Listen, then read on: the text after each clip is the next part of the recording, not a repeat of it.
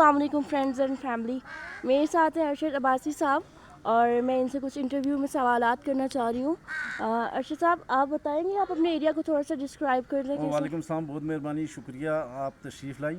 ضرور میں انشاءاللہ آپ کو بتانا چاہوں گا. ہم جس جگہ پہ کھڑے ہیں یہ یونین کونسل پلک کا مطلب یونین کونسل پلک میں وی سی پلک کی آخری ڈھوک ہے, محلہ کہہ سکتے ہیں, وہ ہے. کیونکہ اس کے بعد بالکل اٹیچ یہاں پہ ساتھ میں ملکوٹ سٹارٹ ہو جاتا ہے, وی سی ملکوٹ وہ سٹارٹ ہو جاتا ہے, اور نیچے وی سی سرجال آرواڑ.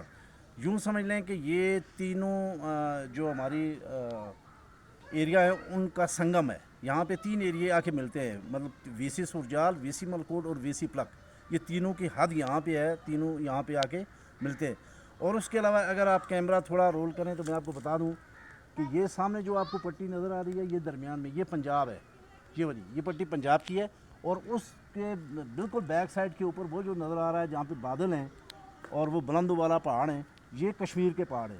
اور اگر موسم تھوڑا سا اور صاف ہو تو اس کی بیک سائڈ کے اوپر سری نگر کے پہاڑ بھی بعض اوقات کے نظر آتے ہیں. لیکن موسم جب صاف ہو, دھوپ نکلی ہو, بادل نہ ہو, تو سری نگر تک یہ علاقہ جو ہے یہ نظر آتا ہے. اوکے, تھینک یو سو مچ. اچھا, میں آپ سے کچھ سوالات کرنا چاہ رہی ہوں. آپ مجھے پلیز بتائیے گا کہ مری کے پہاڑ اور جنگلات کے جانور ہیں وہ کس طرح کے خطرے میں ہیں؟ مری اور بیسیکلی مری اور گلیات, جانوروں کی وجہ سے. ہاں مری اور گلیات جو ہیں بالکل یہ دونوں اٹیچ ہیں نا.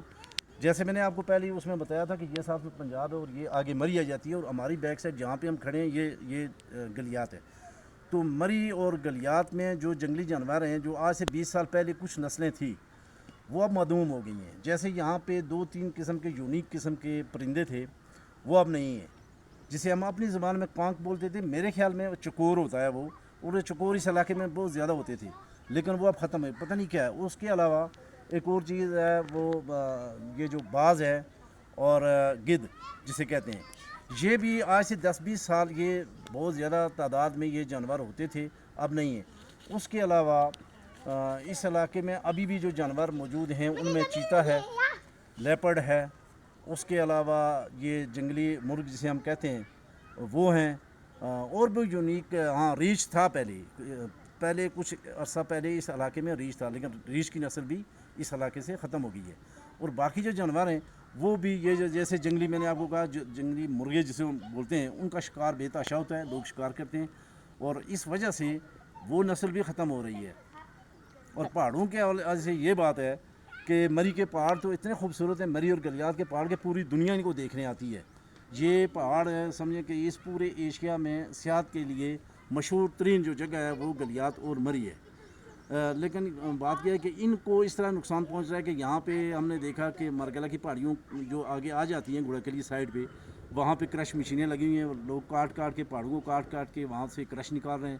اور اس کے علاوہ سوسائٹیوں کے انبار لگے, مطلب وہ ان کی نیچرل بیوٹی جو ہے وہ ختم ہو رہی ہے. کیونکہ وہاں پہ جہاں پہ پہاڑ تھے, درخت تھے, وہ جگہ کاٹ کے سوسائٹی والوں نے اور یہ پراپرٹی مافیا والوں نے اپنے یوز کے لیے کمرشل کر رہے ہیں, اور اس لحاظ سے ان کو شدید خطرہ ہے.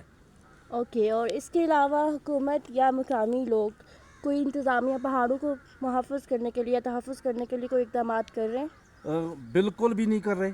بہت بڑا المیہ ہے, گورنمنٹ تو بالکل نہیں کر رہی. کیونکہ گورنمنٹ میں جتنے لوگ بیٹھے ہیں, آگے جتنے ادارے بنائے ہیں, وہاں پہ میرٹ کے اوپر تو کوئی لوگ جاتے ہی نہیں ہیں, اور جو لوگ جاتے ہیں پیسہ بنانے جاتے ہیں.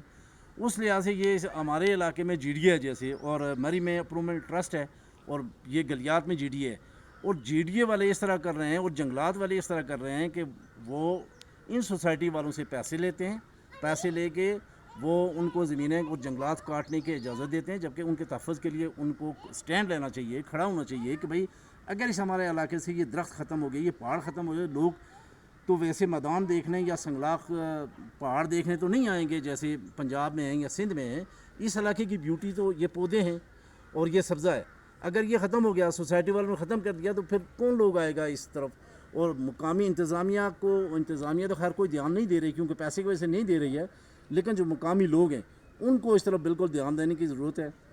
سوشل میڈیا کو کمپین ہونی چاہیے, جو مقامی صحافی ہیں ان کو اپنا رول پلے کرنا چاہیے, اور اس کے علاوہ جتنے لوگ ہیں میڈیا میں ایکٹیوسٹ ہیں ان لوگوں کو اپنا کردار ادا کریں. اور جو ہمارے عوامی نمائندے خواہ کسی پارٹی سے بھی, ان کو دیکھنا چاہیے, دھیان دینا چاہیے کہ بھائی یہ ہمارے علاقے کی خوبصورتی ختم ہوگی, دوبارہ نہیں آئے گی.